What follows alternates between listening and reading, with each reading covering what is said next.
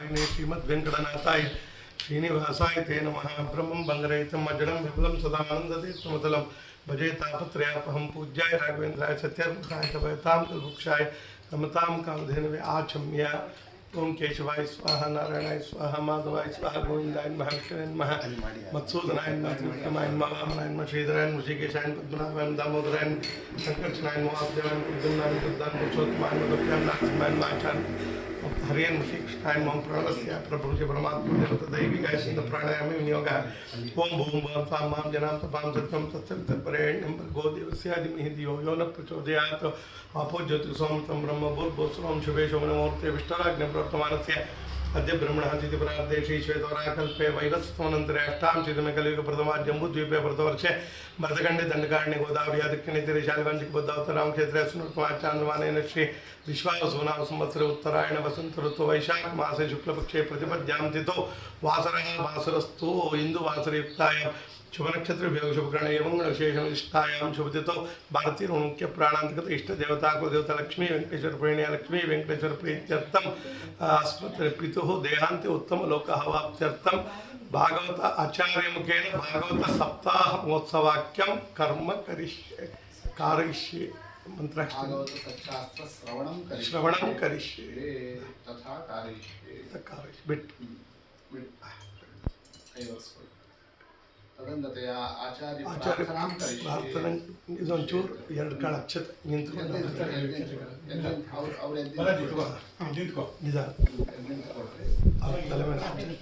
नमो ब्रह्मण्य देवाय गोब्राह्मणहिताय च जगद्दिनाय कृष्णाय गोविंदाय नमो नमः। नमो तुनंताय सहस्रमूर्ते सहस्रपादाक्षिरोद्भावे सहस्रनाम्ने पुरुषाय शाश्वते सहस्रकोटि विधारणे ಲಕ್ಷ್ಮೀ ನಾರಾಯಣಾಯ ನಮಃ ನಮಸ್ಕಾರ ಮಾಡಿ ನಮಸ್ಕಾರ ನಡೆಸ್ಕೊಡ್ಬೇಕು ಅಂತ ಕೇಳಿ ಶ್ರವಣ ನಿರ್ವಿಘ್ನ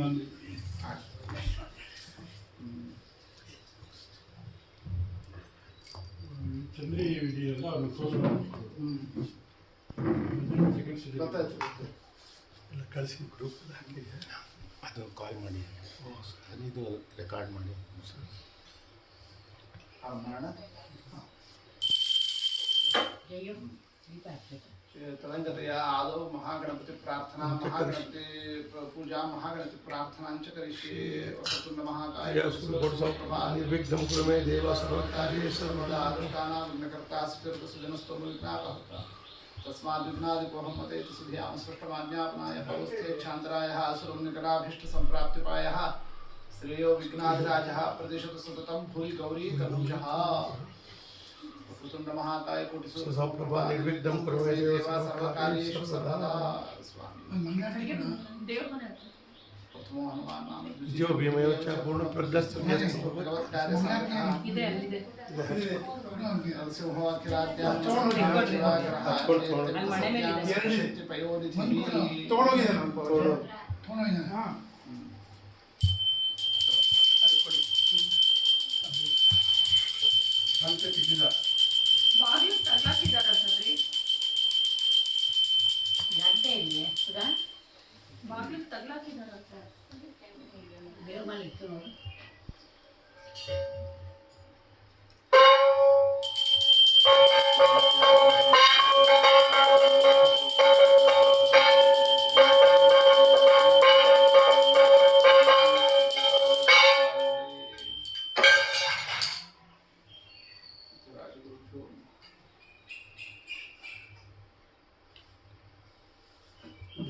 ಗೋವಿಂದ ಅಲ್ಲೇ ಅಂದ್ಬಿಟ್ರೆ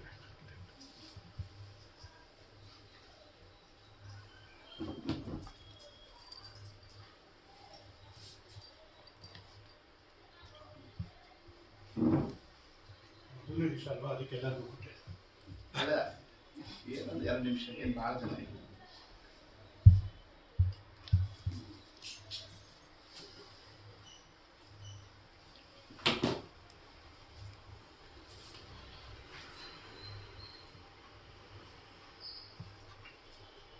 श्री गुरुभ्यो नमः ओम श्री गुरुभ्यो नमः ओम परम गुरुभ्यो नमः ओम श्रीमदानंद तीर्थ भगवत पादाचार्य गुरुभ्यो नमः श्री वेदव्यासाय नमः। ओम भारते नमः। ओम सरस्वते नमः। ओम वायवे नमः। ओम ब्रह्मणे नमः। ओम श्री महालक्ष्मी नमः। ओम श्री लक्ष्मी नारायणाय नमः। ओम नमो भगवते वासुदेवाय।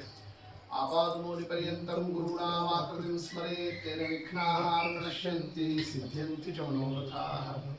वेदशास्त्रपुराणादिमर्मसद्धर्मबोधकान् बालगालगुरून् वन्दे गुरुभक्त्यैव साधकान् मुने।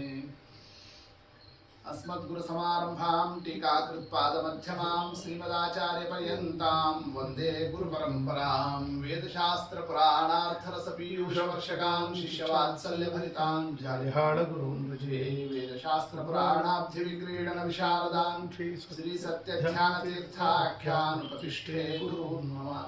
विष्णुतीर्थः कल्पवृक्षः विष्णुतीर्थश्च कामधुक् चिन्तामणिर्विष्णुतीर्थः सत्यं सत्यं वदाम्यहम्।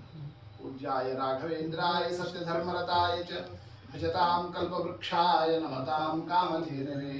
कामधेनुर्यथा पूर्वं सर्वाभीष्टफलप्रदा तथा कलौ वादिराजश्रीपादो अभीष्टतः सताम्। अर्थकल्पितकल्पोऽयं प्रत्यर्थिगजकेसरी व्यासतीर्थगुरुर्भूयादस्मदिष्टार्थसिद्धये।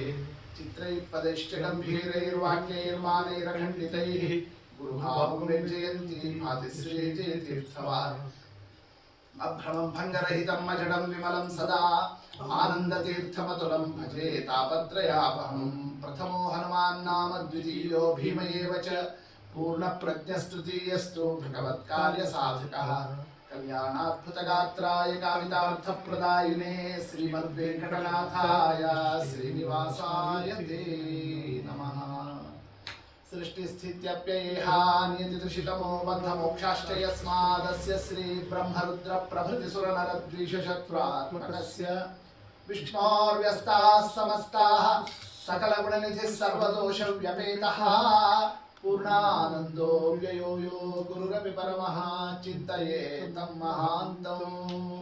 ॐ जन्माद्यस्य यतोऽन्वयात् इतरतश्चार्थेष्वभिज्ञस्वराट् तेने ब्रह्महृदायादिकवये मुह्यन्ति यं सूरयः। तेजो वारिमृदां यथा विनिमयो यत्र त्रिसर्गो मृषा धाम्ना स्वेन सदा निरस्तकुहकं सत्यं परं धीमहि। धर्मप्रोज्झितकैतवोऽत्र परमः निर्मत्सराणां सतां वेद्यं वास्तवमत्र वस्तु शिवदं तापत्रयोन्मूलनम्। श्रीमद्भागवते महामुनिकृते किं वा परैरीश्वरः सद्यो हृद्यवरुध्यतेऽत्र कृतिभिः शुश्रूषुभिस्तत्क्षणात्। निगमकल्पतरोर्गलितं फलं शुकमुखादमृतद्रवसंयुतं पिबत भागवतं रसमालयं मुहुरहो रसिकाः भुवि भावुकाः। यं प्रव्रजन्तमनुपेतमपेतकृत्यं द्वैपायनो विरहकातर आजुहाव। पुत्रेति तन्मयतया तरवोऽपि नेदुरेदुः तं सर्वभूतहृदयं मुनिमानतोऽस्मि। नारायणं नमस्कृत्य नरं चैव नरोत्तमं देवीं सरस्वतीं व्यासं ततो ग्रन्थमुदीरये। ॐ स्वस्त्यस्तु सताम् अशेषसन्मङ्गलानि भवन्तु। वक्तुश्च श्रोतॄणां श्लोकैकश्रवणपठनमात्रेण निखिलकलिकृतकल्मषापनोदनपटुतरे धर्माद्यखिलपुरुषार्थसाधनीभूते श्रीमन्महामुनिकृते श्रीमद्भागवते अद्य कथा प्रारम्भे सति किञ्चित् पूर्वप्रास्ताविकानुवादः।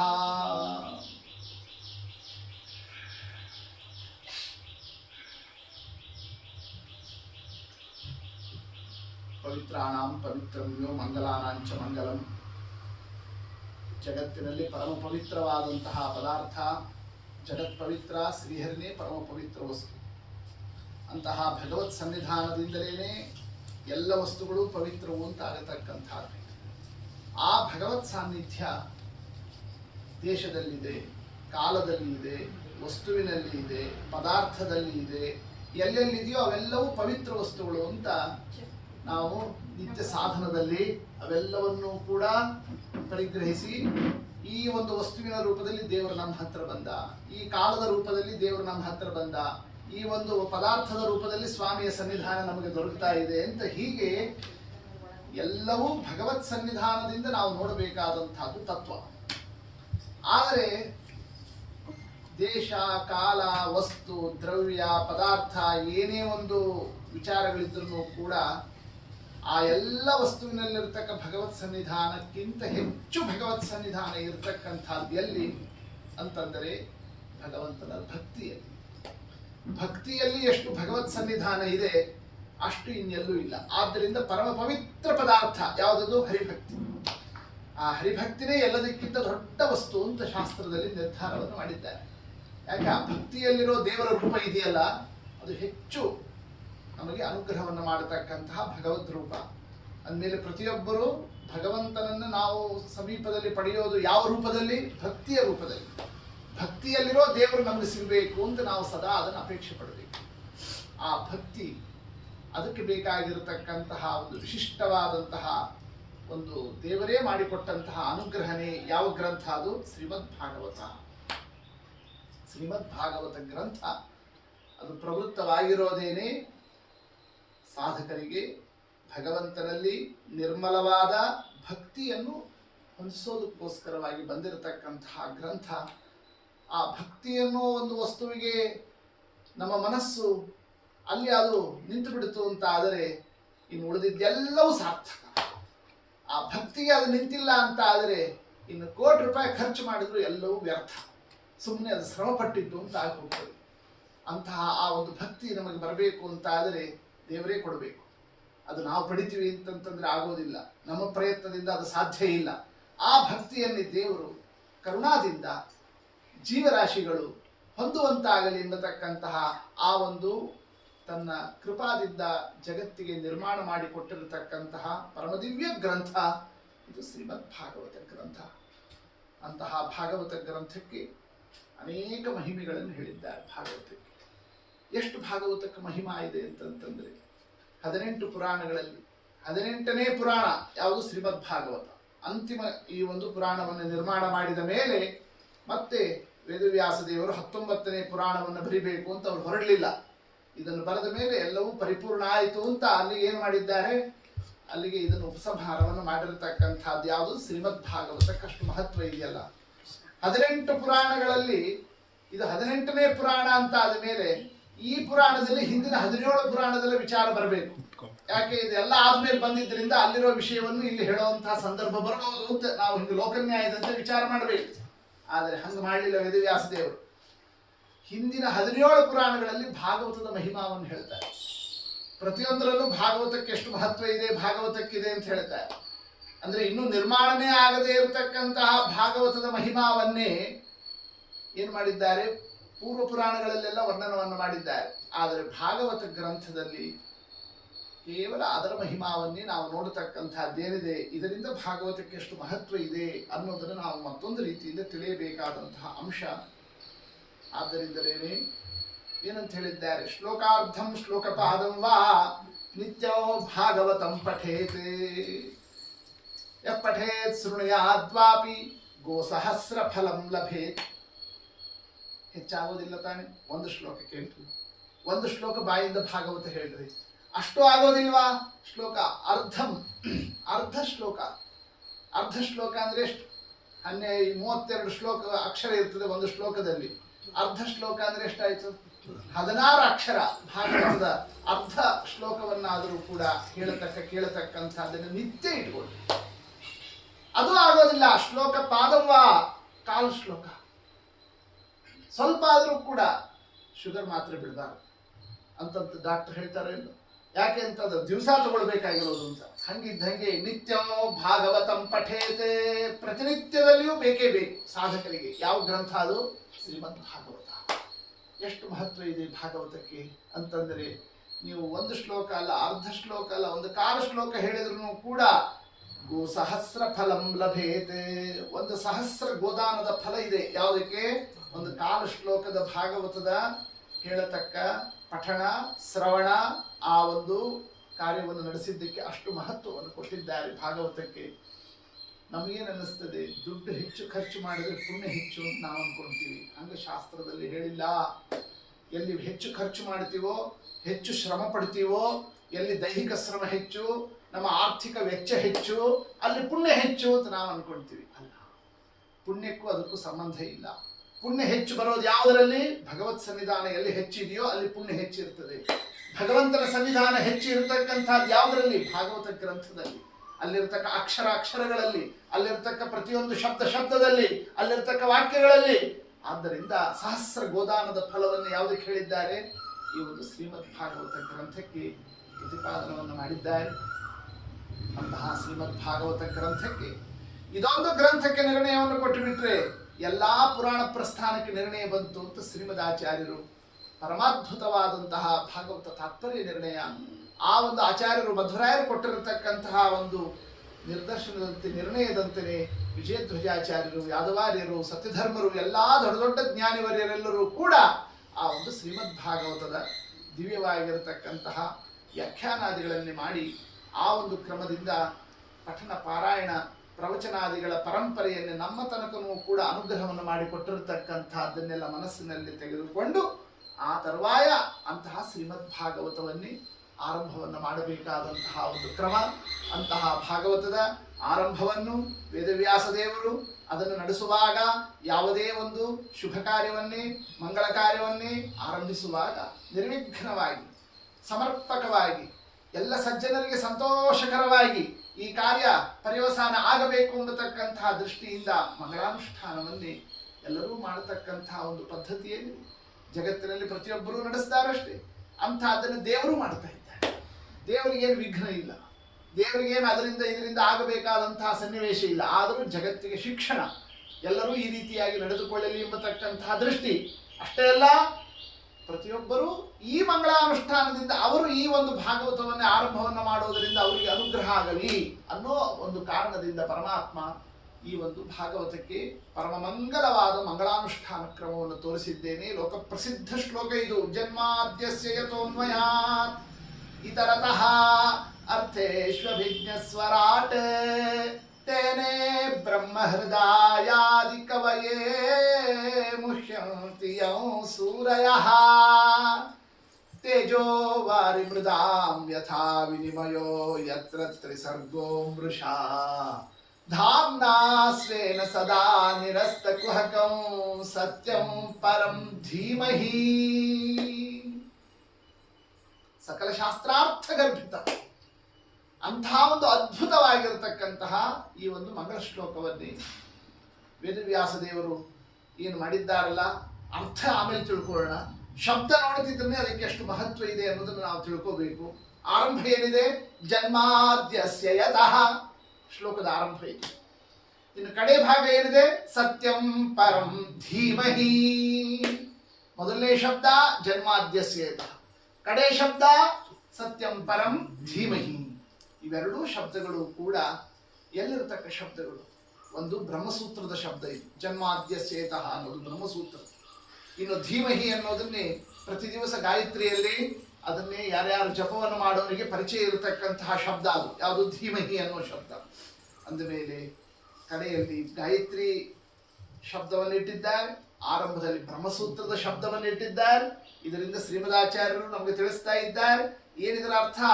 ಅರ್ಥೋಯಂ ಬ್ರಹ್ಮಸೂತ್ರಾಣಾಂ ಭಾರತಾರ್ಥ ವಿನಿರ್ಣಯ ಗಾಯತ್ರಿ ಭಾಷ್ಯ ರೂಪೋಸೋ ವೇದಾರ್ಥ ಪರಿಬ್ರಹ್ಮಿತಃ.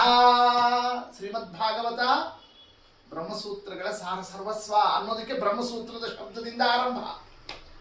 ಗಾಯತ್ರಿ ಭಾಷ್ಯ ರೂಪೋಸೋ. ಎಷ್ಟಿದೆ ಗಾಯತ್ರಿ? 24 ಅಕ್ಷರ. 24 ಅಕ್ಷರಗಳಿದ್ದಾವೆ ಗಾಯತ್ರಿಯಲ್ಲಿ. ಆ 24 ಅಕ್ಷರಗಳ ಎರಡೆರಡು ಅಕ್ಷರಕ್ಕೆ ಒಂದೊಂದು ಸ್ಕಂದದಂತೆ 12 ಸ್ಕಂದಗಳಲ್ಲಿ ಪ್ರತಿಪಾದನೆ ಮಾಡಿರತಕ್ಕಂತಹ ವಿಚಾರ ಇದು. ಯಾವುದಿದು? ಶ್ರೀಮದ್ ಭಾಗವತ. ಆದ್ದರಿಂದ ಧೀಮಹಿ ಅನ್ನೋ ಶಬ್ದವನ್ನು ಇಟ್ಟಿದ್ದಾರೆ. ಅಂದರೆ ಭಾಗವತವನ್ನೇ ಏನೋ ಸಾಮಾನ್ಯರು ಅವರು ಇವರು ಅಂಥವರಿಗೆ ಮಾತ್ರ ಇದನ್ನು ನಿರ್ಮಾಣ ಮಾಡಿಕೊಟ್ಟಿರತಕ್ಕಂಥದ್ದು, ಅವರು ಇವರು ಹೇಳುವಂತಹ ಗ್ರಂಥ ಅಂತ ತಿಳಿಯೋದೆಲ್ಲ. ದೇವಾದಿ ದೇವತೆಗಳು ಬ್ರಹ್ಮದೇವರಿಂದ ಆರಂಭವನ್ನು ಮಾಡಿ ಎಲ್ಲರೂ ಈ ಭಾಗವತ ಗ್ರಂಥದ ಪ್ರಯೋಜನವನ್ನು ಪಡೆಯತಕ್ಕ ಅಧಿಕಾರಿಗಳು. ಅಷ್ಟು ಅದಕ್ಕೆ ಮಹತ್ವ ಇದೆ ಅನ್ನೋದಕ್ಕೆ ಈ ಕ್ರಮದ ಆರಂಭವನ್ನು ತೋರಿಸಿದ್ದಾರೆ ವೇದವ್ಯಾಸ ದೇವರು. ಮಂಗಳ ಶ್ಲೋಕದಲ್ಲಿ ಏನು ನಮಗೆ ಅರ್ಥವನ್ನು ಮಾಡಿಸ್ತಾ ಇದ್ದಾರೆ? ಧೀಮಹಿ ಅನ್ನೋ ಶಬ್ದದಿಂದ ನಮ್ಮ ಮನಸ್ಸು ಧ್ಯಾನದಲ್ಲಿ ಪರ್ಯವಸಾನ ಆಗಬೇಕು ಅನ್ನೋದಕ್ಕೆ ಈ ಗ್ರಂಥ ಹೊರಡ್ತಾ ಇದೆ ಅನ್ನೋದನ್ನು ತಿಳಿಸ್ತಾ ಇದ್ದಾರೆ. ಧೀಮಹಿ ಅಂದ್ರೆ ಏನರ್ಥ? ಧ್ಯಾನವನ್ನು ಮಾಡಬೇಕು ಅಂತ ಅರ್ಥ. ಧ್ಯಾನ ಅಂತಂತಂದ್ರೆ ಏನು? ಧ್ಯಾನ ಶಬ್ದದ ಅರ್ಥ ಏನು? ಖಂಡ ಸ್ಮೃತಿ ಧಾರಣಾಸ್ಯಾಂ ಅಖಂಡ ಧ್ಯಾನ ಉಚ್ಯತೆ ಅಂತ ಹೇಳಿದ್ದಾರೆ. ಸ್ಮರಣೆ ಇದೆಯಲ್ಲ, ನೆನಪು ಮಾಡಿಕೊಳ್ಳೋದಿದೆಯಲ್ಲ, ಸ್ವಲ್ಪ ಸ್ವಲ್ಪ ಸ್ವಲ್ಪ ತುಂಡು ತುಂಡಾಗಿ ಒಂದು ಸ್ವಲ್ಪ ಬಂತು ಮತ್ತೆ ಇನ್ನೆಲ್ಲ ಒಂದು ಮನಸ್ಸು ಹೋಯ್ತು ಅಂತ ಹಂಗಾದ್ರೆ ಅದಕ್ಕೆ ಧಾರಣ ಅಂತ ಕರೀತಾರೆ. ಅಖಂಡವಾಗಿ ಮನಸ್ಸು ಅಲ್ಲೇ ನಿಲ್ತು ಅಂತ ಆದರೆ ಆ ಒಂದು ಸ್ಮರಣೆಗೆ ಏನಂತ ಕರೀತಾರೆ? ಅದನ್ನೇ ಧ್ಯಾನ ಅಂತ ಕರೀತಾರೆ. ಅಂದರೆ ವಿಚ್ಛೇದ ಇಲ್ಲದೆ ಇದ್ದಂತೆ, ಅಡೆತಡೆಗಳಿಲ್ಲದೆ ಇದ್ದಂತೆ ಭಗವಂತನ ವಿಷಯದಲ್ಲಿ ನಮ್ಮ ಮನಸ್ಸು ಹೇಗೆ ನಿಲ್ಲಬೇಕು ಆ ಒಂದು ಪ್ರಕ್ರಿಯೆನೇ ಯಾವುದದು? ಅದು ಧ್ಯಾನ. ಅಂತಹ ಒಂದು ಧ್ಯಾನಕ್ಕೆ ಬೇಕಾಗಿರೋ ಗ್ರಂಥ ಯಾವುದಾಗಿದೆ? ಶ್ರೀಮದ್ ಭಾಗವತ. ಸತ್ಯಂ ಪರಂ ಧೀಮಹಿ. ಆ ಒಂದು ಧ್ಯಾನವನ್ನು ನಾವು ನಡೆಸಬೇಕು, ನಡೆಸರಿ ಅನ್ನೋದನ್ನು ತಿಳಿಸ್ತಾ ಇದ್ದಾರೆ ವೇದವ್ಯಾಸ ದೇವರು. ಏನ್ ಧ್ಯಾನ ಮಾಡಬೇಕು ನಾವು ಅಂತ ಪ್ರಶ್ನೆ ಬಂದಾಗ ಅದಕ್ಕೆ ವೇದವ್ಯಾಸ ದೇವರು, ನೀವು ಧ್ಯಾನನೇ ಏನೂ ಮಾಡಿಲ್ಲ, ಯಾವ ಧ್ಯಾನನೂ ನಿಮಗೆ ಇಲ್ಲೇ ಇಲ್ಲ ಅಂತ ಹೇಳ್ತಿಲ್ಲ. ನೀವು ಈಗಾಗಲೇ 108 ಧ್ಯಾನ ಮಾಡ್ತಾನೆ ಇದ್ದೀರಿ. ಯಾವ ವಸ್ತು ಧ್ಯಾನ ಮಾಡ್ತಾ ಇದ್ದೀರಿ? ಅಪರ ವಸ್ತುವಿನ ಧ್ಯಾನ ಮಾಡ್ತಾ ಇದ್ದೀರಿ. ಅಪರ ವಸ್ತುಗಳು ಅಂತಂತಂದ್ರೆ ಅಪರಿಪೂರ್ಣ ವಸ್ತುಗಳು. ಯಾವುದು ನಮಗೆ ಬಹಳ ಸುಖ ಕೊಡ್ತದೆ ಅಂತ ಅನ್ಕೊಂಡು ನಾವೇ ಭ್ರಮಿಸಿಕೊಂಡು ಅದನ್ನೇ ಸದಾ ತಲೆಯೊಳಗೆ ಇಟ್ಟುಕೊಂಡು ಅದನ್ನೇ ಕೂತ್ರೆ ನಿಂತ್ರೆ ಎದ್ರೆ ಹೋದ್ರೆ ಬಂದ್ರೆ ಏನ್ ಮಾಡಿದ್ರು ಅಲ್ಲೇ ಮನಸ್ಸು ನಮ್ದು ಅಲರ್ಟ್ ಆಗಿಬಿಟ್ಟಿದೆ. ಅದೇ ಧ್ಯಾನ. ಆ ಧ್ಯಾನ ನಡೆಸ್ತಾ ಇದ್ದೀವಿ ಎಲ್ಲಿ? ಬೇರೆ ವಸ್ತುವಿನಲ್ಲಿ. ಆದ್ರೆ ಎಲ್ಲಿರ್ಬೇಕು ಧ್ಯಾನ? ಪರಂ ಧೀಮಹಿ. ಪರಂ ಪರಿಪೂರ್ಣ ವಸ್ತು ಯಾವುದು ಅಲ್ಲಿ ನಮ್ಮ ಧ್ಯಾನ ಇರಬೇಕು. ಪೂರ್ಣ ವಸ್ತುವಿನಲ್ಲಿ ಮನಸ್ಸಿಟ್ರಿ. ಪೂರ್ಣ ವಸ್ತುವಿನಲ್ಲಿ ಮನಸ್ಸನ್ನು ಇಡೋದರಿಂದ ನಮ್ಮ ಪ್ರತಿಯೊಂದು ಕಾರ್ಯನೂ ಪರಿಪೂರ್ಣ ಆಗ್ತದೆ, ಪ್ರತಿಯೊಂದು ವಿಚಾರನೂ ಪರಿಪೂರ್ಣ ಆಗ್ತದೆ. ಅಪೂರ್ಣ ವಸ್ತುವಿನಲ್ಲಿ ಮನಸ್ಸು ಇಡೋದ್ರಿಂದ ನಾವೇನೋ ಹಚ್ಕೊಂತೀವಿ, ಏನೋ ಇಷ್ಟೇ ಆಯ್ತಪ್ಪ ಅಂತ ಹಿಂಗೆ ಕೊರಗ್ತಿರ್ತೀವಿ. ಇದಕ್ಕೆಲ್ಲ ಅಪೂರ್ಣ ವಸ್ತುವಿನಲ್ಲಿ ಮನಸ್ಸಿಟ್ಟಿದ್ದು ಕಾರಣ ಆಗ್ತಾ ಇದೆ. ಆದ್ದರಿಂದ ಅಪೂರ್ಣ ವಸ್ತುವಿನಲ್ಲಿ ಮನಸ್ಸಿಡೋದಲ್ಲ. ಎಲ್ಲಿಡಬೇಕು ನಮ್ಮ ಮನಸ್ಸು? ಪರಂ ಅಂದ್ರೆ ಪೂರ್ಣ ವಸ್ತು ಯಾವುದು ಅಲ್ಲಿ ಮನಸ್ಸು ಇರಬೇಕು. ಪರಿಪೂರ್ಣ ವಸ್ತುವಿನಲ್ಲಿ ಮನಸ್ಸನ್ನು ಇಡ್ರಿ. ಇದನ್ನು ವೇದವ್ಯಾಸ ದೇವರು ತಿಳಿಸ್ತಾ ಇದ್ದಾರೆ. ಯಾರು ಪರಿಪೂರ್ಣ ವಸ್ತು? ಪರಿಪೂರ್ಣ ವಸ್ತು ಅಂತ ಅನ್ನೋದನ್ನು ನಾವು ಯಾರನ್ನು ತಗೋಬೇಕು ಅಂತ ಪ್ರಶ್ನೆ ಬಂದಾಗ ಹೇಳ್ಬೋದಾಗಿತ್ತು, ಹರಿ, ವಿಷ್ಣು, ಕೃಷ್ಣ, ನಾರಾಯಣ ಅಂತ ಹಿಂಗೆ ಶಬ್ದ ಆಡ್ಬೋದಾಗಿತ್ತು. ಆದರೆ ಶಬ್ದ ಆಡಿದರೆ ಶಬ್ದ ಮಾತ್ರ ನಾವು ಗ್ರಹಿಸ್ತೀವಿ ಹೊರತು ಅದರ ಅಭಿಪ್ರಾಯವನ್ನು ನಾವು ತಗೊಳ್ಳೋದಕ್ಕೆ ಅಸಮರ್ಥರಾಗಿ ಬಿಡ್ತೀವಿ. ಅದಕ್ಕೆ ಶಬ್ದವನ್ನು ಕಡೆ ಹೇಳ್ತೀವಿ ಅಂತಂತಂದ್ರು. ಮೊದಲೇನು ಹೇಳ್ತಾ ಇದ್ದಾರೆ? ಲಕ್ಷಣವನ್ನು ಹೇಳ್ತಾ ಇದ್ದಾರೆ. ಪರಿಪೂರ್ಣ ವಸ್ತು ಯಾರು ಅಂತಂತಂದ್ರೆ ಜನ್ಮಾದ್ಯಸ್ಯ ಯತಃ, ಯಾರಿಂದ ಜಗತ್ತಿನ ಸೃಷ್ಟಿ ಸ್ಥಿತಿ ಇವೆಲ್ಲವೂ ನಡೀತದೋ ಅವ ಪರಿಪೂರ್ಣ ವಸ್ತು. ಅನ್ವಯಾತೆ, ಯಾರು ಜಗತ್ತಿಗೆ ಸೃಷ್ಟಿ ಮಾಡೋನು ಅಂತ ಪ್ರಶ್ನೆ ಬಂದರೆ, ಜಗತ್ತು ಅಂತಂದ್ರೆ ನಮಗೆ ಕಣ್ಣಿಗೆ ಕಾಣುವುದಷ್ಟೇ ಜಗತ್ತಲ್ಲ, ನಮ್ಮ ಕಾಲದಲ್ಲಿ ಇರೋದು ಇಷ್ಟೇ ಜಗತ್ತಲ್ಲ. ನಮ್ಮಿಂದ ಹಿಂದೆ ಇರತಕ್ಕ ಅನಾದಿಯಿಂದ ಅನಂತ ಕಾಲದ ತನಕ ಇರತಕ್ಕಂತಹ ಈ ಜಗತ್ತಿನ ವ್ಯಾಪ್ತಿ ನೋಡಿದಾಗ ನಾವು ಅದನ್ನು ಕೇವಲ ಪ್ರತ್ಯಕ್ಷದಿಂದ ತಿಳ್ಕೊಳ್ಳಿಕ್ಕೆ ಸಾಧ್ಯನೇ ಇಲ್ಲ. ಅಂತಹ ಒಂದು ಸೃಷ್ಟಿ ಕಾರ್ಯವನ್ನೇ ಹಿಂದೆ ಇಂದು ಮುಂದೆ ಯಾವಾಗಲೂ ಮಾಡೋನು ಯಾರು ಅಂತ ವೇದಶಾಸ್ತ್ರಗಳು ತಿಳಿಸ್ತಾವಲ್ಲ. ಅನ್ವಯ, ಅದರ ಸಮನ್ವಯದಿಂದ, ವೇದಗಳ ಸಮನ್ವಯದಿಂದ ಆ ಸೃಷ್ಟಿಕರ್ತನಾಗಿರ್ತಕ್ಕಂತಹ ವಸ್ತುವನ್ನು ಗುರುತಿಸಿರಿ, ಅವ ಪರಿಪೂರ್ಣ ವಸ್ತು. ಆ ವೇದಗಳ ಸಮನ್ವಯ ಮಾಡಬೇಕಾದರೆ ಹಾಗೆ ವೇದಗಳ ಅರ್ಥ ಆಗೋದಿಲ್ಲ. ಅದಕ್ಕೆ ಬೇಕೇ ಬೇಕು ಯಾವುದಕ್ಕೆ ಸಹಾಯಕವಾಗಿ ಇತರತಃ ಯುಕ್ತಿಗಳನ್ನೇ, ನ್ಯಾಯಾನುಸಂಧಾನವನ್ನೇ, ಅದರಿಂದ ನಾವು ಅದನ್ನು ನಿರ್ಣಯವನ್ನು ತಗೋಬೇಕು. ಆಗ ಒಂದೊಂದು ಅಂಶಗಳು ಸ್ಪಷ್ಟ ಆಗ್ತದೆ. ಏನೇನು ಅಂಶಗಳು ನಮ್ಮಲ್ಲಿ ತಿಳಿತಾವೆ ಇದ್ದಾವೆ ಅಂತಂದರೆ ಅರ್ಥೇಶ್ವಭಿಜ್ಞಸ್ವರಾಟೆ ಅನ್ವಯಾದಿತರತಶ್ಚಾರ್ಥೇಶ್ವಭಿಜ್ಞಸ್ವರಾಟೆ. ಒಂದು ಸಣ್ಣ ಕೆಲಸ ನಡೆಸಬೇಕಾದರೆ ಅದು ಚಂದಾಗಿ ಪರಿಪೂರ್ಣವಾಗಿ ಕೆಲಸ ಆಯಿತು ಅಂತ ಆದರೆ ಅದರ ಬಗ್ಗೆ ಎಷ್ಟು ತಿಳುವಳಿಕೆಯನ್ನು ಹೊಂದಿರಬೇಕಾಗ್ತದೆ ಲೋಕದಲ್ಲಿ. ಹೌದಷ್ಟೇ. ಒಂದು ಏನು ಹೆಚ್ಚಿದ್ದು ಬೇಡ, ಒಂದು ಗೊಡಸಾರು ಅದು ರುಚಿಯಾಗಿ ಚಂದಾಗಿ ಆಗಬೇಕು ಅಂತ ಆದರೆ ಹಾಗೆ ಮಾಡಿದ್ದೆಲ್ಲ ಚಂದಾಗಿ ಆಗಿಬಿಡ್ತದ. ಅದಕ್ಕೆ ಹೆಂಗಿರಬೇಕು, ಎಷ್ಟು ಪ್ರಮಾಣ ಇರಬೇಕು, ಹುಣಸೆಹಣ್ಣು ಎಷ್ಟಿರಬೇಕು, ಬೆಲ್ಲ ಎಷ್ಟಿರಬೇಕು, ನೀರು ಎಷ್ಟಿರಬೇಕು, ಯಾವ ಸಂದರ್ಭದಲ್ಲಿ ಎಷ್ಟು ಹೆಂಗೆ ಹಾಕಬೇಕು, ಯಾವುದು ಸೇರಿದ್ರೆ ಅದು ರುಚಿ ಆಗ್ತದೆ, ಅದಕ್ಕೆ ಹುಣಸೆಹಣ್ಣನ್ನು ಸುಟ್ಟು ಮಾಡಬೇಕು, ಹುಣಸೆಹಣ್ಣನ್ನು ಕರೆದು ಮಾಡಬೇಕು, ಅದರಲ್ಲಿರ್ತಕ್ಕ ವೈವಿಧ್ಯತೆ ಏನು, ಎಷ್ಟೆಷ್ಟು ಥರಥರಾವರಿಯಾಗಿರ್ತಕ್ಕ ವಿಷಯಗಳನ್ನೆಲ್ಲ ಇಟ್ಟುಕೊಂಡು ಮಾಡಿದ್ರೇ ಆ ಒಂದು ಸಣ್ಣ ಕೆಲಸ ಸುಖ ಪರಿವಸಾನ ಆಯಿತು, ಎಲ್ಲರಿಗೂ ಆನಂದ ಆಯಿತು ಅಂತ ಲೋಕದಲ್ಲಿ ಇರ್ತದೆ. ಅಂದ್ರೆ ಹಂಗೆ ಕೆಲಸ ಸಕ್ಸಸ್ ಆಗ್ತದ. ಆ ಕೆಲಸ ನಡೆಸಬೇಕಾದರೆ ಅದರ ಹಿನ್ನೆಲೆಯಲ್ಲಿ ಎಷ್ಟು ಪರಿಜ್ಞಾನ ಬೇಕು ಮಾಡತಕ್ಕ ವ್ಯಕ್ತಿಗೆ. ಒಂದು ಸಣ್ಣ ಕೆಲಸ ಮಾಡೋರಿಗೆ ಇಷ್ಟು ಪರಿಜ್ಞಾನ ಇರಬೇಕಾದ್ರೆ ಬಹುಚಿತ್ರ ಜಗದ್ಬಹುಧಾ ಕರಣಾತ್ ಪರಶಕ್ತಿರನಂತ ಗುಣ ಪರಮಃ.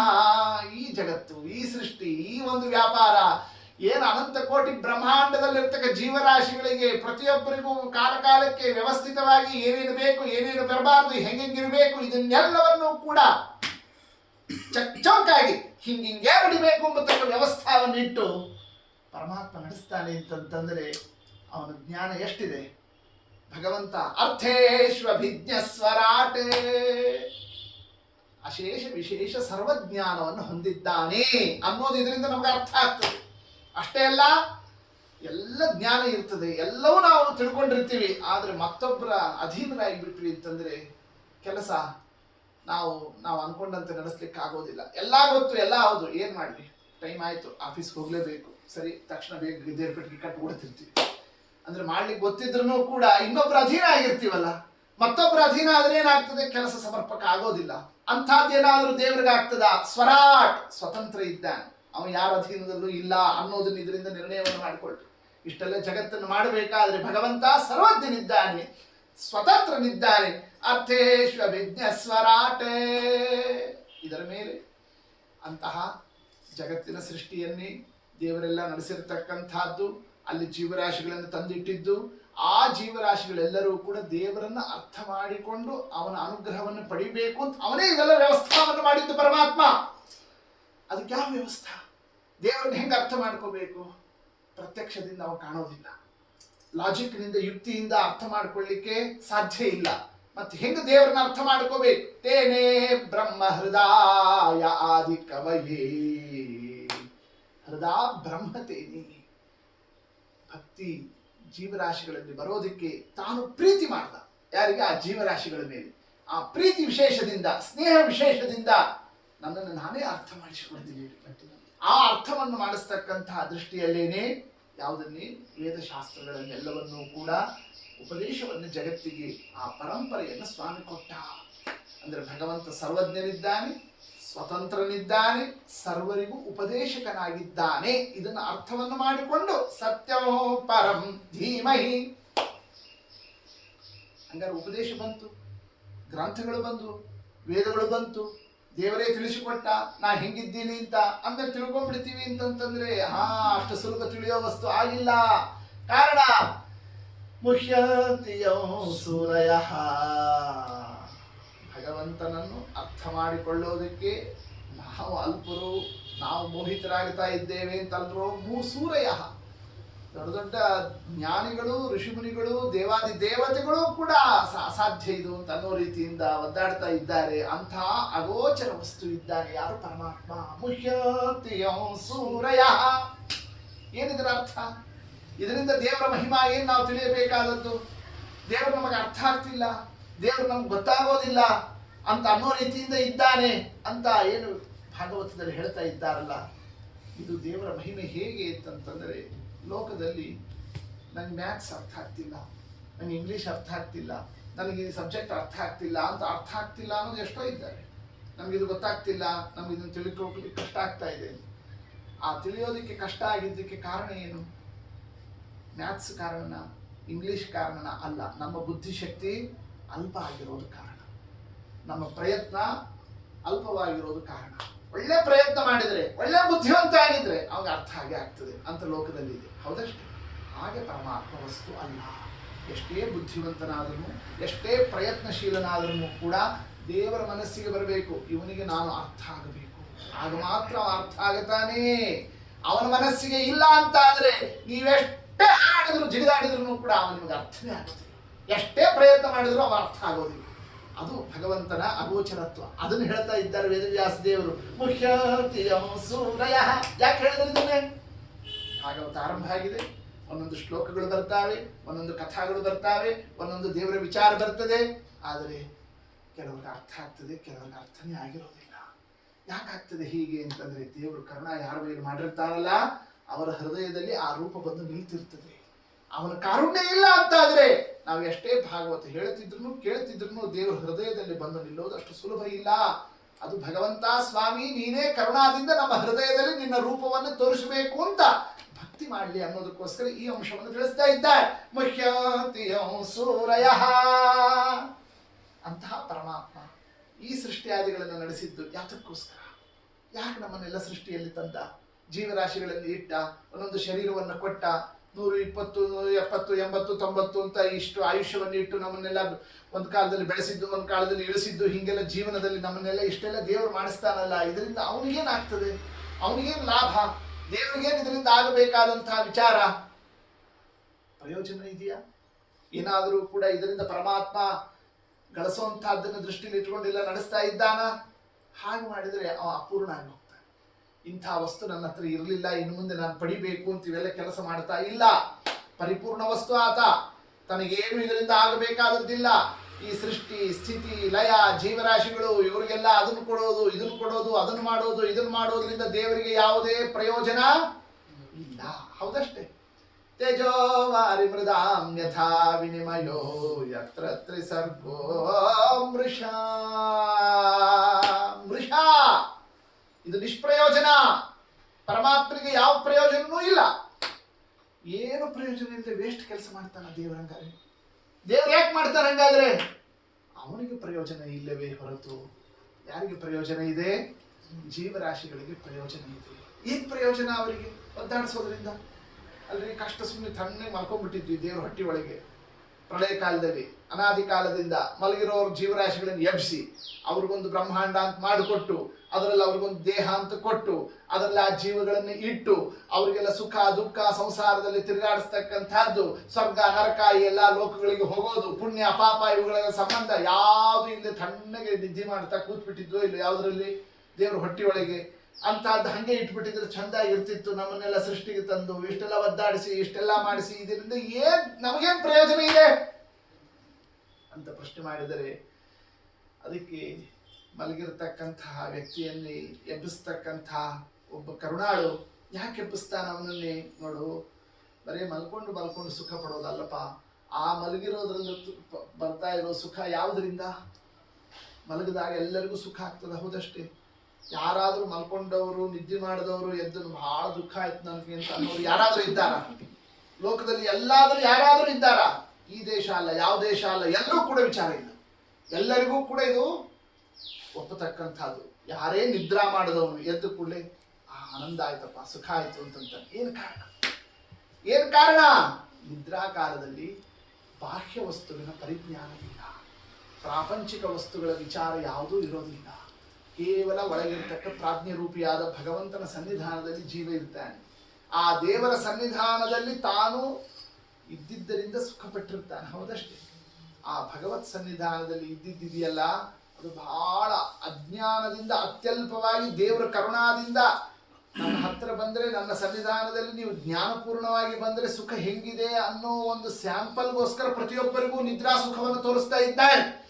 ಅಂಥದ್ದು ಅಜ್ಞಾನದಲ್ಲೇನೆ ಸ್ವಲ್ಪ ಹೊತ್ತು ದೇವರ ಹತ್ತಿರ, ಪ್ರಾಜ್ಞರೂಪಿ ಪರಮಾತ್ಮನ ಹತ್ತಿರ ಎಲ್ಲಿಡೀ ಪ್ರಪಂಚವನ್ನು ಮರೆತು ನಾವು ಹೋಗಿದ್ದಕ್ಕೆ ಇಷ್ಟು ಸುಖ ಪಡ್ತೀವಿ ಅಂತ ಆದರೆ, ಇನ್ನು ಜ್ಞಾನಪೂರ್ವಕವಾಗಿ ಭಕ್ತಿಪೂರ್ವಕವಾಗಿ ಸಾಧನವನ್ನು ಮಾಡಿಕೊಂಡು ಭಗವಂತನ ಸನ್ನಿಧಾನದಲ್ಲಿ ಮೋಕ್ಷವನ್ನು ಹೊಂದಿದರೆ ಎಷ್ಟು ಸುಖ ಇದೆ. ಆ ಸುಖವನ್ನು ಜೀವರಾಶಿಗಳಿಗೆ ಕೊಡಿಸೋದಕ್ಕೋಸ್ಕರವಾಗಿ ಪರಮಾತ್ಮ ಈ ಎಲ್ಲ ಸೃಷ್ಟಿ ವ್ಯಾಪಾರವನ್ನು ನಡೆಸ್ತಾ ಇದ್ದಾನೆ. ಅದರಲ್ಲಿ ಜೀವರಾಶಿಗಳಿಗೆ ಸೃಷ್ಟಿಯಾಗಬೇಕು ಅಂತಾದರೆ ಆ ಸೃಷ್ಟಿಗೆ ಬೇಕಾಗಿರೋ ಜಡ ವಸ್ತುಗಳು ಬೇಕೇ ಬೇಕು, ದೇಹಾದಿಗಳು ಬೇಕು. ಅದಕ್ಕೆ ಜಡವಸ್ತುವಿನ ಸೃಷ್ಟಿಯನ್ನು ಮಾಡಿದ್ದಾನೆ. ಆ ಜಡವಸ್ತುವಿನಲ್ಲಿ ಜೀವರಾಶಿಗಳನ್ನೇ ಅವರನ್ನಿಟ್ಟು ಅವರಿಗೆ ಸೃಷ್ಟಿಕ್ರಮವನ್ನು ಅವರನ್ನು ತೋರಿಸ್ತಾ ಇದ್ದಾನೆ. ಈ ಜೀವ ಆಗಲಿ ಈ ಜಡ ಆಗಲಿ ಇವೆಲ್ಲವೂ ಸ್ವತಂತ್ರವಾಗಿ ಯಾವುದೇ ಒಂದು ಕಾರ್ಯವನ್ನು ನಡೆಸಲಿಕ್ಕೆ ಸಾಧ್ಯ ಇಲ್ಲೇ ಇಲ್ಲ. ತೇನ ವಿನಾ ತೃಣಮಪಿ ನ ಚಲತಿ. ಅಂದ ಮೇಲೆ ಯಾವ್ದು ಏನ್ ನಡಿಬೇಕಾದರೂ ಕೂಡ ತಾನೊಂದು ರೂಪದಿಂದ ಮತ್ತೆ ಬರಲೇಬೇಕು.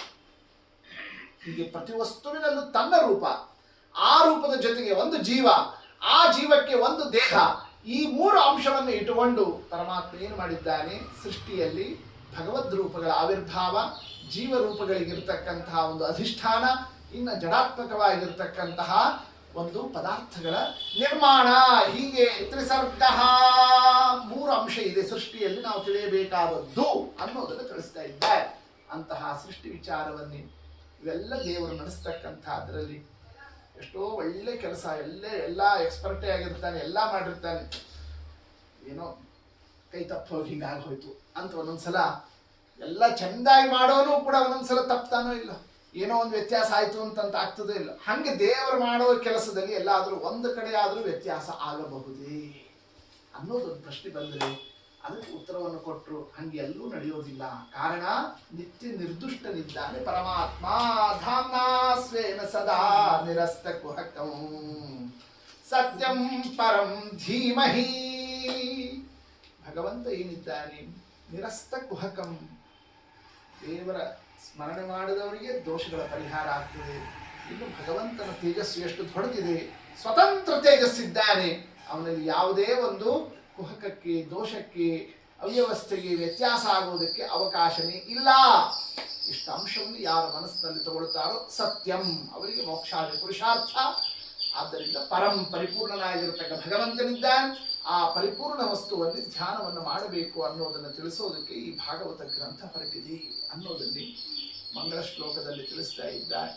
ಪರಂ ಅನ್ನೋ ಶಬ್ದಕ್ಕೆ ಪರಿಪೂರ್ಣ ಅಂತ ಒಂದು ಅರ್ಥ, ಪರಂ ಅನ್ನೋ ಶಬ್ದಕ್ಕೆ ಪಾಲಕ ಅಂತ ಮತ್ತೊಂದು ಅರ್ಥ. ನಮ್ಮನ್ನು ಸದಾ ಪಾಲನವನ್ನು ಮಾಡ್ತಾ ಇದ್ದಾನೆ ಸ್ವಾಮಿ. ಅಂತಹ ಭಗವಂತನನ್ನು ನಾವು ಧ್ಯಾನವನ್ನು ಮಾಡಬೇಕು. ಯಾಕೆ ಅಂತಂತಂದ್ರೆ ಯಾವ ಕಾಲದಲ್ಲಿ ನಾವು ಇದ್ದೇವೆ ಆ ಕಾಲದಲ್ಲಿ ದೇವರು ಏನು ನಡೆಸ್ತಾ ಇದ್ದಾನೆ ಅದನ್ನು ಧ್ಯಾನ ಮಾಡಬೇಕು. ಅದು ಒಂದು ಕರ್ತವ್ಯ. ನಾವಿರೋದು ಸೃಷ್ಟಿಕಾಲನ, ನಾವಿರೋದು ಲಯಕಾಲನ, ನಾವಿರೋದು ಸ್ಥಿತಿಕಾಲನ. ಯಾವ ಕಾಲದಲ್ಲಿ ನಾವು ಇವತ್ತಿದ್ದೇವೆ? ಇದು ಸ್ಥಿತಿ ಕಾಲದಲ್ಲಿದ್ದೇವೆ. ಅಂದ ಮೇಲೆ ಸ್ಥಿತಿಯನ್ನು ನಡೆಸ್ತಕ್ಕಂಥದ್ದನ್ನು ವಿಶೇಷವಾಗಿ ಮನಸ್ಸಿನಲ್ಲಿ ತಗೊಳ್ಳಿ ಅಂತ. ಪರಂ ಅಂದ್ರೆ ರಕ್ಷಕನಾಗಿದ್ದಾನೆ, ಪಾಲಕನಾಗಿದ್ದಾನೆ ಅನ್ನೋದನ್ನೇ ಧ್ಯಾನವನ್ನು ಮಾಡ್ರಿ ಅನ್ನೋದನ್ನು ತಿಳಿಸ್ತಾ ಇದ್ದಾರೆ. ಇವೆಲ್ಲದರ ಜೊತೆಗೆ ಸತ್ಯೋ ಪರಂ ಧೀಮಹಿ. ಪರ ಶಬ್ದಕ್ಕೆ ಮತ್ತೊಂದು ಅರ್ಥ ಇದೆ. ಪರ ಅಂತಂದ್ರೆ ಅವರು ಪರರು ಅಂತಂತ, ಪರವಾದಿಗಳು ಅಂತಂತ, ಪರಕೀಯರು ಅಂತಂತ. ಪರ ಅಂತಂದ್ರೆ ಬೇರೆಯವರು ಅಂತ ಅರ್ಥ ಪರ ಶಬ್ದಕ್ಕೆ. ಅದು ಒಂದು ಲೋಕದಲ್ಲಿ ಅರ್ಥ ಇದೆ, ಹೌದಷ್ಟೇ. ಪರ ಅಂತಂತಂದ್ರೆ ಬೇರೆಯವರು, ಬೇರೆಯವರಿಗೂ ಪರರು ಅಂತಂತ ಕರೀತಾರೆ. ಹಾಗೆ ಪರಮಾತ್ಮನನ್ನು ಹೆಂಗೆ ನಾವು ತಿಳ್ಕೋಬೇಕು? ಪರಂ, ಅವನು ನಮ್ಮಿಂದ ಬೇರೆ ಇದ್ದಾನೆ ಅಂತ ಧ್ಯಾನ ಮಾಡಿ. ನಾವೇ ಪರಮಾತ್ಮ ಅಂತ ಧ್ಯಾನ ಮಾಡಬಾರದು. ಅಹಂ ಬ್ರಹ್ಮಾಸ್ಮಿ ಅಂತ ಎಂದು ಧ್ಯಾನ ಮಾಡಬೇಡ್ರಿ ಅನ್ನೋದನ್ನು ತಿಳಿಸ್ತಾ ಇದ್ದಾರೆ. ಸತ್ಯೋ ಪರಂ ಧೀಮಹಿ ಅಂದರೆ ಪರವಸ್ತು ಅನ್ನೋದಕ್ಕೆ ಬಹಳ ಅರ್ಥ ಇದೆ. ಆ ಪರಶಬ್ದದಲ್ಲಿ ಬಹ್ವರ್ಥವನ್ನು ಇಟ್ಟು ವೇದವ್ಯಾಸ ದೇವರು ತಿಳಿಸ್ತಾ ಇದ್ದಾರೆ. ಅದನ್ನೇ ಶ್ರೀಮದಾಚಾರ್ಯರು ಅರ್ಥ ಮಾಡಿಸಲಿಕ್ಕೆ ಸರಳವಾಗಿ ಹೇಳಿದರು. ಇದಿಷ್ಟು ಅಂಶವನ್ನೇ. ಏನದು? ಹರಿರೇವ ಪರೋ ಹರಿರೇವ ಗುರುಹು ಹರಿರೇವ ಜಗತ್ ಪಿತೃಮಾತೃಗತಿ. ಯಾರು ಪರ ಅಂದ್ರೆ ಯಾರು? ಹರಿರೇವ ಪರಹ. ಶ್ರೀಹರಿ ಪರವಸ್ತು, ಶ್ರೀಹರಿನೂ ಪರವಸ್ತು, ಮತ್ತೊಬ್ಬರು ಪರವಸ್ತು. ಹರಿರೇವ, ಶ್ರೀಹರಿ ಮಾತ್ರನೇ ಪರವಸ್ತು.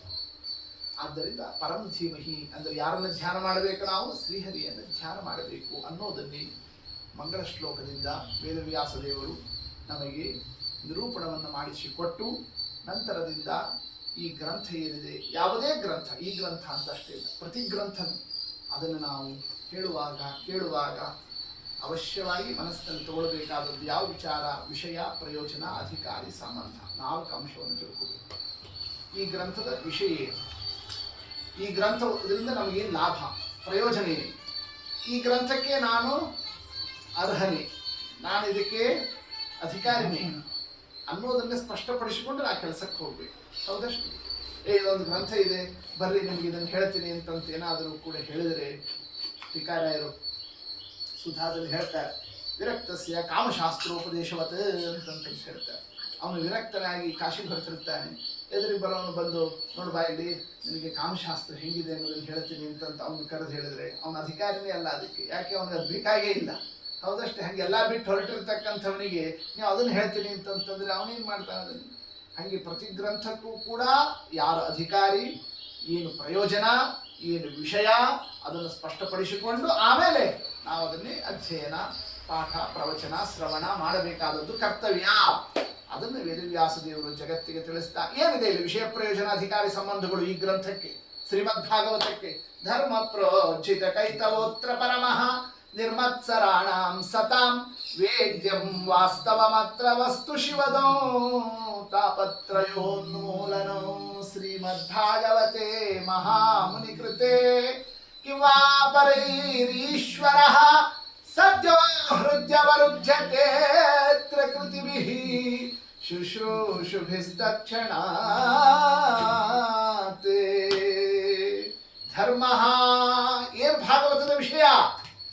ಭಾಗವತ ಕಥೆ ಹೇಳಲಿಕ್ಕೆ ಹೊರಟಿದೆ, ನೋಡ್ಲಿಕ್ಕೆ ಹಂಗೆ ಅನಿಸ್ತದೆ. ಕಥಾ ದೃಷ್ಟಿ ಅಲ್ಲ, ಭಾಗವತ ಹೇಳಲಿಕ್ಕೆ ಹೊರಟಿರುವುದು ಧರ್ಮವನ್ನೇ. ಭಾಗವತದಿಂದ ನಾವು ತಿಳ್ಕೋಬೇಕಾದ ವಿಷಯ ಯಾವುದು? ಧರ್ಮ. ಅಲ್ಲ, ಧರ್ಮ ತಿಳ್ಕೊಳ್ಳಿಕ್ಕೆ ಧರ್ಮಶಾಸ್ತ್ರ ಇದ್ದಾವೆ, ಮನುಸ್ಮೃತಿ ಇದೆ, ಬೇರೆ ಬೇರೆ ಗ್ರಂಥಗಳಿದ್ದಾವೆ.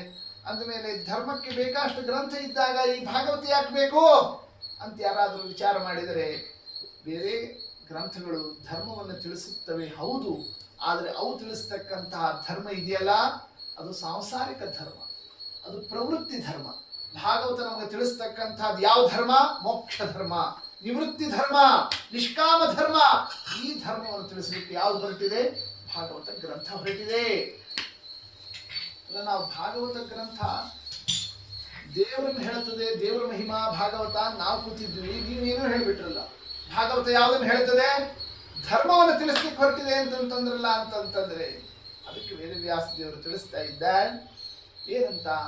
ವೇದ್ಯಂ ವಾಸ್ತವ ಮಾತ್ರ ವಸ್ತು ಶಿವದಂ ತಾಪತ್ರಯೋನ್ಮೂಲನಂ. ಯಾವುದೇ ಒಂದು ವಿಚಾರವನ್ನು ಹೇಳುವಾಗ ಅಲ್ಲಿ ಎರಡು ದೃಷ್ಟಿ ಇರ್ತದೆ. ಒಂದು ಪ್ರಧಾನವಾದ ವಿಷಯ ಯಾವುದು, ಇನ್ನೊಂದು ಅವಾಂತರ ವಿಷಯ ಯಾವುದು ಅಂತ. ಧರ್ಮ ಅವಾಂತರ ವಿಷಯ, ಪ್ರಧಾನ ವಿಷಯ ಯಾವುದು? ವಾಸ್ತವ ವಸ್ತು, ಪರಮಾತ್ಮನೇ ಇಲ್ಲಿ ಪ್ರಧಾನ ವಿಷಯ. ಅಂದರೆ ಭಾಗವತಕ್ಕೆ ಭಗವಂತನನ್ನು ತಿಳಿಸುವುದು ಪ್ರಧಾನ ಗುರಿ.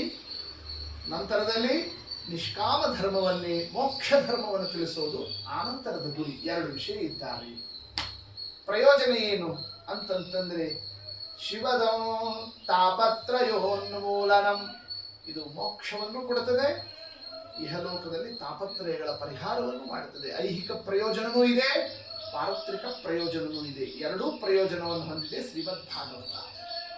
ಯಾರು ಅದನ್ನು ಕೇಳಬೇಕು? ಭಾಗವತಕ್ಕೆ ಅಧಿಕಾರಿಗಳು ಯಾರು? ಏನು ದೇವತೆಗಳೋ, ಋಷಿಗಳೋ, ಮುನಿಗಳೋ, ಬ್ರಾಹ್ಮಣರೋ, ಈ ಲೋಕದವರು, ಆ ಲೋಕದವರು, ಒಂದೊಂದು ಗ್ರಂಥಕ್ಕೆ ಇಂತಿಂಥವರಿಗೆ ಅಂತ ಅದು ಹೊರಟಿರ್ತದಲ್ಲ, ಇದಕ್ಕೆ ಯಾರು? ಅದಕ್ಕೆ ವೇದವ್ಯಾಸದೇವರು ಹೇಳಿದರು, ಶ್ರೀಮದ್ ಭಾಗವತದ ಶ್ರವಣವನ್ನು ಮಾಡಿ ಅದರ ಪ್ರಯೋಜನವನ್ನು ಪಡೆಯತಕ್ಕ ವ್ಯಕ್ತಿ ಯಾರು ಅಂತಂತಂದರೆ ಇಂಥವರು ಅಂತ ನಿರ್ದೇಶನೆ ಮಾಡಲಿಲ್ಲ ಅವರು. ಸತಾಂ ಒಂದೇ ಶಬ್ದ ಇಟ್ಟು, ಯಾರು ಸಜ್ಜೀವ ಅಂತಿದ್ದಾನೋ ಅವರೆಲ್ಲರೂ ಇದನ್ನು ಶ್ರವಣ ಮಾಡಿ. ನಿರ್ಮತ್ಸರಾಣಾಂ ಸತಾಂ ಅಂದ್ರೆ ಯಾರಿಗೆ ಹೊರಟಿದೆ ಭಾಗವತ? ಸಜ್ಜನರಿಗೆ ಹೊರಟಿದೆ. ಯಾರು ಸಜ್ಜನರು ಅಂತಿರ್ತಾರೆ ಅವರೆಲ್ಲರೂ ಶ್ರವಣ ಮಾಡಿ. ಸಜ್ಜನರು ಅಂತಂದ್ರೆ ದೇವತಾ ಲೋಕದವರು ಹೌದು, ಪಾತಾಳದಲ್ಲಿರೋರು ಹೌದು, ಭೂಲೋಕದಲ್ಲಿರೋರು ಹೌದು, ಸ್ತ್ರೀಯರು ಹೌದು, ಪುರುಷರೂ ಹೌದು, ಬ್ರಾಹ್ಮಣರೂ ಹೌದು, ಇತರಾದಿಗಳು ಯಾರಾದರೂ ಸರಿ, ಎಲ್ಲರೂ ಭಾಗವತದ ಆ ಒಂದು ಶ್ರವಣವನ್ನು ಮಾಡಿ ವಿಚಾರವನ್ನು ತಿಳಿದುಕೊಂಡು ಅನುಗ್ರಹವನ್ನು ಪಡೆಯೋ ಭಗವಂತನ ಕಾರುಣ್ಯವನ್ನು ಈ ಗ್ರಂಥದಲ್ಲಿ ಇಟ್ಟಿದ್ದಾರೆ. ಅಂದರೆ ಅಧಿಕಾರಿಗಳು ಯಾರು ಅಂತ ತಿಳಿಸಿದ್ರು. ಆದರೆ ಇಷ್ಟೇ, ಈ ಭಾಗವತ ಶ್ರವಣವನ್ನು ಮಾಡತಕ್ಕ ಸಜ್ಜನರು ನಿರ್ಮತ್ಸರರಾಗಿರಬೇಕು. ಮತ್ಸರ ಅಂದರೆ ಮನೋದೋಷ, ಮನಸ್ಸಿನಲ್ಲಿ ಯಾವುದೇ ಕಾಲುಷ್ಯಾದಿಗಳು ಇರಬಾರದು. ಕಾಮ, ಕ್ರೋಧ, ಲೋಭ, ಮೋಹ, ಮದ, ಮತ್ಸರ ಈ ದೋಷಗಳು ಯಾವುದು ಇಲ್ಲದೆ ಇರತಕ್ಕ ಎಲ್ಲ ಸಜ್ಜನರು ಇದರಿಂದ ಪ್ರಯೋಜನ ಪಡಿತಾರೆ. ಅದು ಭಾಗವತಕ್ಕೆ ಅಧಿಕಾರಿಗಳ ಸ್ವರೂಪ. ನಿರ್ಮತ್ಸರಾಣಾಂ ಸತಾಂ ಅಂದರೆ ವಿಷಯ ಇದೆ, ಪ್ರಯೋಜನ ಇದೆ, ಇದಕ್ಕೆ ಅಧಿಕಾರಿಗಳಿದ್ದಾರೆ. ವಿಷಯ ಪ್ರಯೋಜನ ಅಧಿಕಾರಿ ಸಂಬಂಧವನ್ನು ಹೊಂದಿರೋದರಿಂದ ಈ ಗ್ರಂಥವನ್ನು ಆರಂಭ ಮಾಡಬಹುದಷ್ಟೇ. ಇನ್ನೂ ಒಂದು ವಿಚಾರ ಇದೆ. ಇನ್ನೇನು ವಿಚಾರ ಅಂತಂದರೆ ಯಾವುದೇ ಗ್ರಂಥವನ್ನು ಆರಂಭಿಸುವಾಗ ಸುಮ್ಮನೆ ಪುಸ್ತಕ ಇದೆ ಅಂತ ಪುಸ್ತಕ ಓದ್ಬಿಡಬಾರದು. ಪುಸ್ತಕ ಬರೆದವರು ಯಾರು ಅಂತ ನೋಡ್ಬೇಕಷ್ಟೆ. ಬರೆದಿರೋರು ಪ್ರಾಮಾಣಿಕ ವ್ಯಕ್ತಿ ಆದರೆ ಶ್ರದ್ಧಾದಿಂದ ಓದ್ಲಿಕ್ಕೆ ಬರ್ತದೆ. ಬರೆದವ್ರು ಯಾರೋ ಅಪ್ರಾಮಾಣಿಕ ವ್ಯಕ್ತಿ ಆಗಿದ್ರು ಅಂತಾದರೆ ತಗೊಂಡೇನು ಮಾಡ್ತೀರಿ ಆ ಪುಸ್ತಕ, ಅಯೋಗ್ಯ ಇದ್ದಾನ ಅವ್ನು ಬರೆದಿದ್ದು ಯಾಕೆ? ಹೌದಷ್ಟು ಲೋಕದಲ್ಲಿ ಹಾಗೆ ತಾನೇ ಇದೆ. ಬರೆದಿರ್ತಕ್ಕ ವ್ಯಕ್ತಿಯ ವ್ಯಕ್ತಿತ್ವವನ್ನು ನೋಡಿ ಅವರ ಗ್ರಂಥವನ್ನೇ, ಅವರ ಮಾತನ್ನೇ ನಾವು ವಿಶ್ವಾಸ ಮಾಡುವುದು ಅಂತ ಲೋಕದಲ್ಲಿ ಇರುವ ಕಾರಣ ಅದನ್ನು ವೇದವ್ಯಾಸ ದೇವರು ತಿಳಿಸ್ತಾ ಇದ್ದಾರೆ. ಬರೆದವರು ಯಾರು? ತಾವೇ, ತಮ್ಮ ಬಗ್ಗೆ ತಾವೇ ಯಾರು ಅಂತ ತಿಳಿಸ್ತಾ ಇದ್ದಾರೆ. ಈ ಭಾಗವತನವನ್ನು ನಿರ್ಮಾಣ ಮಾಡಿಕೊಟ್ಟವರು ಯಾರು? ಶ್ರೀಮದ್ ಭಾಗವತೆ ಮಹಾಮುನಿ ಕೃತೆ ಕಿವಾ ಪರೈರೀಶ್ವರ. ಈ ಶ್ರೀಮದ್ ಭಾಗವತ ಗ್ರಂಥ ಮಹಾಮುನಿಗಳು, ದೊಡ್ಡ ಜ್ಞಾನಿಗಳು, ಜಗತ್ಪ್ರಭು ಪರಮಾತ್ಮ ವೇದವ್ಯಾಸ ದೇವರು ಅವರು ನಿರ್ಮಾಣ ಮಾಡಿಕೊಟ್ಟ ಮೇಲೆ ಇನ್ನೇನಿಲ್ಲಪ್ಪ ಅವಿಶ್ವಾಸಕ್ಕೆ ಕಾರಣ? ಪರಮ ವಿಶ್ವಾಸ ಮಾಡಬಹುದಷ್ಟೇ, ಪರಮ ಪ್ರಮಾಣ ಅಷ್ಟೇ ಈ ಗ್ರಂಥ. ಅಂದರೆ ಪ್ರಾಮಾಣ್ಯವನ್ನು ನಿರ್ಧಾರ ಮಾಡಿಕೊಂಡು ವಿಷಯ ಪ್ರಯೋಜನ ಅಧಿಕಾರಿಗಳನ್ನು ನಿರ್ಧಾರವನ್ನು ಮಾಡಿ ಆ ತರುವಾಯ ಗ್ರಂಥವನ್ನು ಶ್ರವಣವನ್ನು ಮಾಡಬೇಕಾದ ಪದ್ಧತಿಯಂತೆ ವೇದವ್ಯಾಸ ದೇವರು ತಿಳಿಸಿಕೊಟ್ಟು, ಸರಿ ವೇದವ್ಯಾಸ ದೇವರಲ್ಲಿ ಎಷ್ಟೋ ಪುರಾಣ ಮಾಡಿದ್ದಾರೆ, 18 ಪುರಾಣ ಇದ್ದಾವೆ. ಆಮೇಲೆ ಬೇರೆ ಯಾವ್ದಾದ್ರು ವಿಷ್ಣು ಪುರಾಣನೋ ವರಾ ಪುರಾಣನೋ ಮತ್ತೊಂದು ಪುರಾಣನೋ ಯಾವ್ದಾದ್ರು ಬೇರೆ ಪುರಾಣ ಯಾವುದು ಇದು ಕೇಳ್ಬೋದಲ್ಲ ಅಂತಂದ್ರೆ ಕಿಂವಾ ಅಪರೈಹಿ, ಈ ಗ್ರಂಥ ಇದ್ಮೇಲೆ ಇನ್ನೊಂದಕ್ಕೆ ಯಾಕೆ ಹೋಗ್ತೀವಿ ನೋಡಿ, ಅದನ್ನು ಬೇರೆ ಅಂದ್ರು ವೇದವ್ಯಾಸ ದೇವರು. ಇದು ಬಂದ ಮೇಲೆ ಎಲ್ಲ ಇಲ್ಲೇ ಸಿಗ್ತದೆ, ಇದೊಂದು ಹಿಡ್ಕೊಂಡ್ಬಿಡ್ರಿ, ಎಲ್ಲವೂ ಇದರಲ್ಲಿ ಬಂತು. ಕಾರಣ ಭಾಗವತಕ್ಕೆ ಎಷ್ಟು ಮಹತ್ವ ಅಂತಂದ್ರೆ ಸದ್ಯೋ ಹೃದಯವರುಧ್ಯತೆ ಕೃತಿಭಿ ಶುಶ್ರೂಷುಭಿಸ್ತತ್ಕ್ಷಣಾತೆ. ನಿಮ್ಮ ಹೃದಯದಲ್ಲಿ ಭಗವಂತನ ರೂಪ ಸದ್ಯ ತಕ್ಷಣದಲ್ಲೇನೆ ಹೃದಯದಲ್ಲಿ ದೇವರು ಬಂದು ನಿಲ್ಲಿಸುವಂತಹ ಶಕ್ತಿ ಇದೆ. ಯಾವುದರಲ್ಲಿ? ಭಾಗವತದಲ್ಲಿ. ಭಾಗವತದಿಂದ ಹೃದಯದಲ್ಲಿ ದೇವರು ನಿಮಗೆ ಹೆಂಗೆ ಸಿಗ್ತಾನೋ ಹಂಗೆ ಇನ್ಯಾವ ಗ್ರಂಥದಿಂದಲೂ ಸಿಗಲಾರ. ಆದ್ದರಿಂದ ಯಾವ ಗ್ರಂಥವನ್ನೇ ಭಾಗವತವನ್ನೇ ಶ್ರವಣವನ್ನು ಮಾಡಿ ಅಂತ ಅನ್ನೋದನ್ನು ತಿಳಿಸ್ತಾ ಇದ್ದ. ಮತ್ತು ಅವೆಲ್ಲ ಗ್ರಂಥ ವೇಸ್ಟ್ ನಮಗೆ. ಬೇರೆ ಪುರಾಣಗಳೆಲ್ಲ 17 ಪುರಾಣಗಳೆಲ್ಲ ಮಾಡಿದ್ರಲ್ಲ, ಮತ್ತೆ ಭಾಗವತನೇ ಇದ್ದಾಗ ಮತ್ತೆ ಅವೆಲ್ಲ ಏನು ಮಾಡಬೇಕು ಅಂತಂದರೆ ಯಾವುದೇ ಒಂದು ವಿಚಾರ ಕಾಲಾನುಸಾರದಂತೆ ಅವನ್ನ ವೇದವ್ಯಾಸದೇವರು ಅನುಗ್ರಹವನ್ನು ಮಾಡಿರ್ತಾರೆ. ಈಗ ಇರತಕ್ಕಂತಹ ಕಾಲ ಯಾವುದು? ಕಲಿಕಾಲ. ಕಲಿಕಾಲದಲ್ಲಿ ಯಾವ ಗ್ರಂಥದಿಂದ ಸಜ್ಜನರಿಗೆ ಅನುಗ್ರಹ ಅನ್ನೋದಕ್ಕೆ ಯಾವ ಗ್ರಂಥ ಇಟ್ಟಿದ್ದಾರೆ ಅದನ್ನು ಭಾಗವತ ಇಟ್ಟಿದ್ದಾರೆ.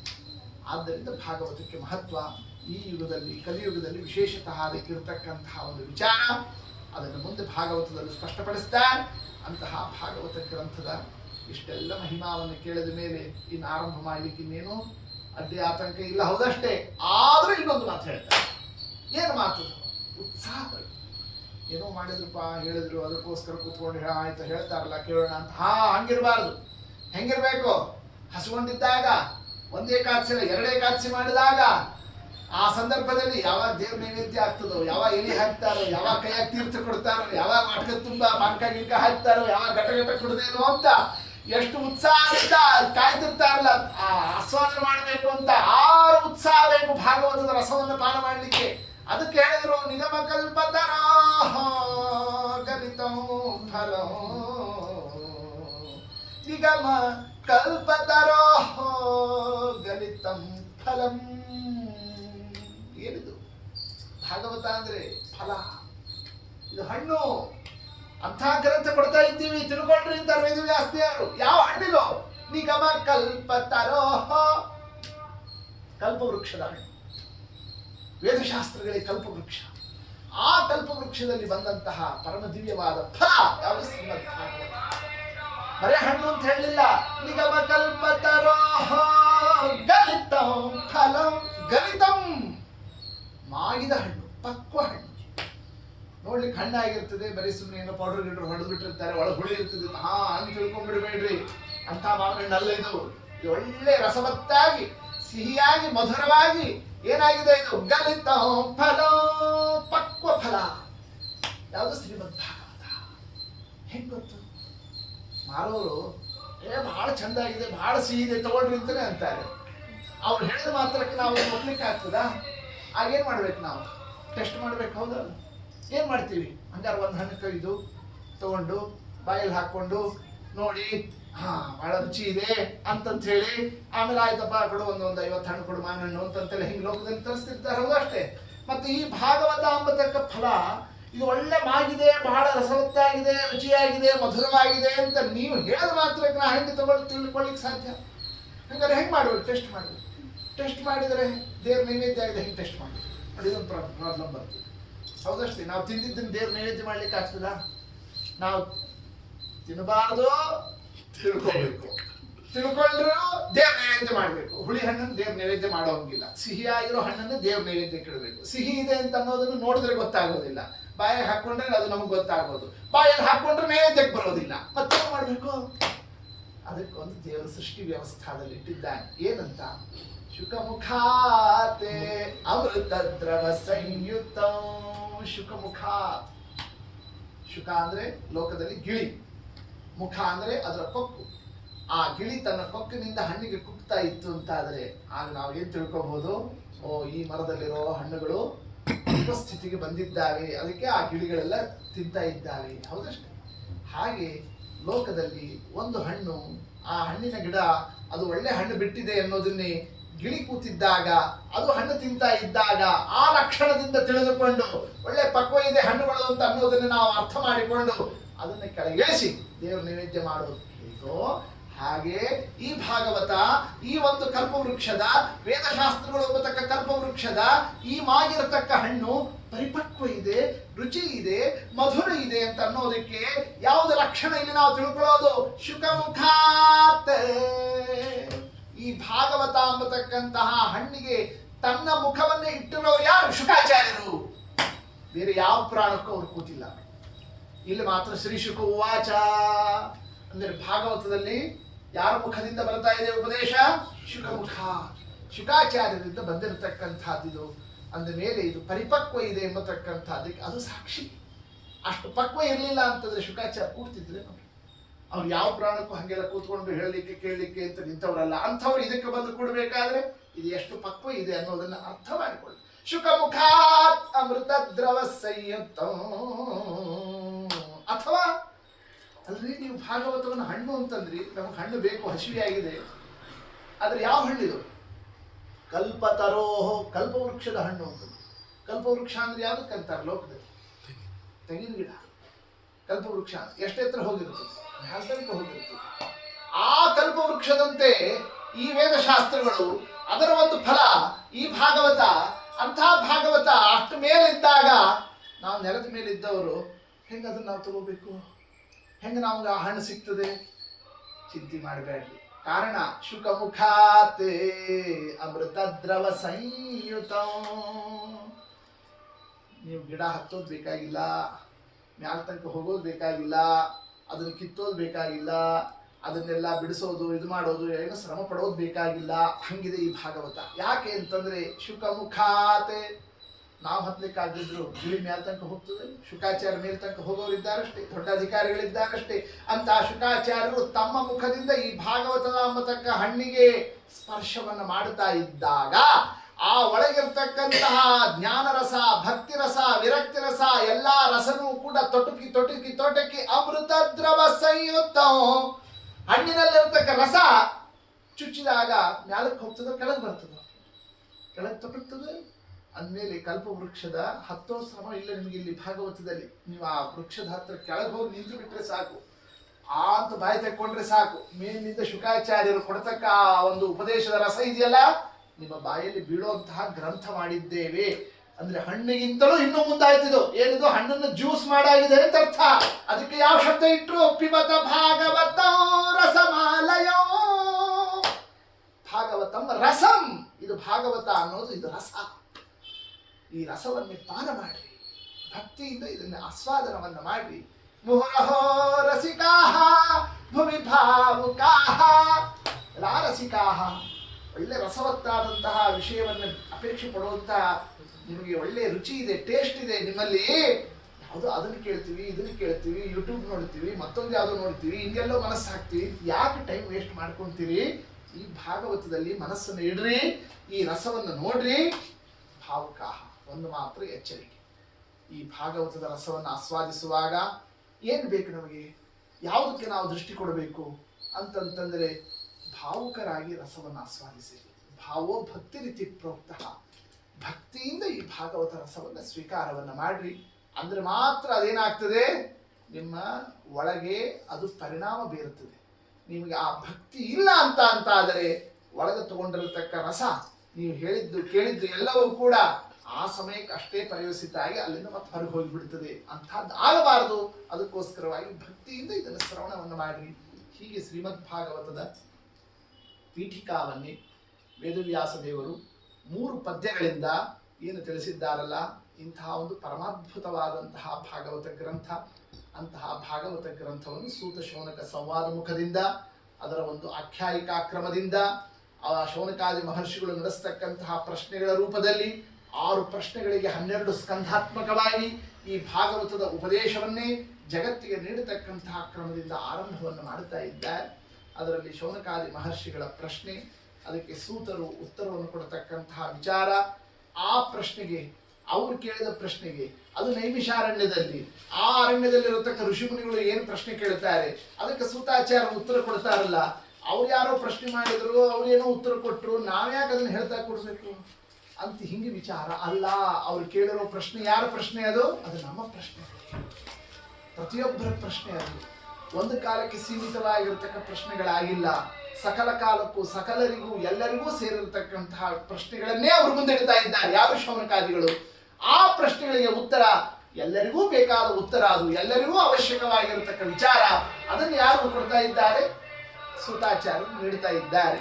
ಆ ಒಂದು ಸೂತ ಶೌನಕ ಸಂವಾದದಲ್ಲಿ ಬರತಕ್ಕಂತಹ ಪ್ರಶ್ನೋತ್ತರ ಆ ಭಾಗವತದ ಒಂದು ದಿವ್ಯ ವಿಚಾರ. ನಾಳೆಯಿಂದ ಅದನ್ನು ಪುನಃ ನಾವು ವಿಸ್ತಾರವನ್ನು ಮಾಡುತ್ತೇವೆ. ಶ್ರೀಕೃಷ್ಣ ಅರ್ಪಣಮಸ್ತು. ಹರೇ ರಾಮ.